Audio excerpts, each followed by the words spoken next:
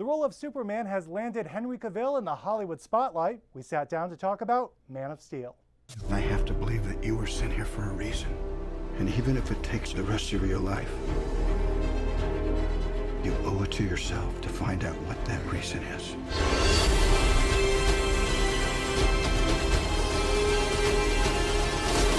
In addition to being like such an iconic role, the thing that must have been exciting is the supporting cast you work with. Yes. Is it a little daunting for you? I don't know if it was daunting. When you go into a role like this, which is clearly very important, and you're putting more pressure on yourself than even the public is putting on you, and you turn up and there's these very, very talented actors around you, it's not so much daunting as it is a relief. You're going, oh, thank goodness I've got this kind of like magical talent around me, because that makes my job easier. It's not like, oh my goodness me, I hope I don't make it, I hope I don't mess up, and I hope I don't make a fool of myself. It's great, I get to do my job, and it's going to be even easier now because of these, amazing actors standing by my side.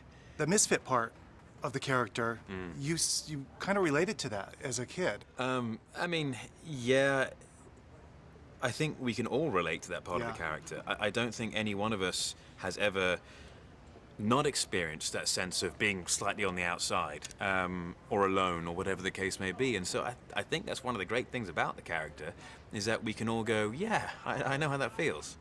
When you took on the role, what did they tell you? What kind of Superman is this going to be? Would you say it's darker? How do you describe it? How did they describe it to you? I would not use the word darker. Okay. I think dark and gritty and all that stuff is overused these days, especially in cinema.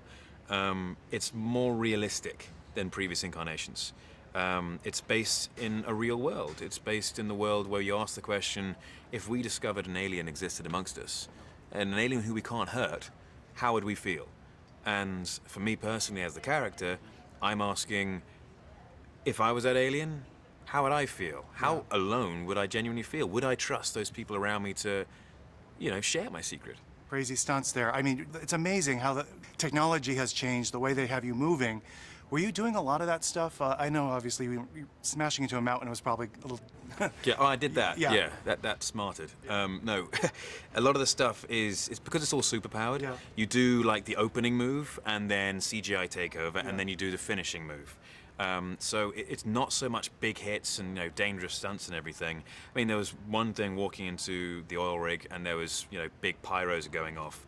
You didn't see a lot of that actually, but it was.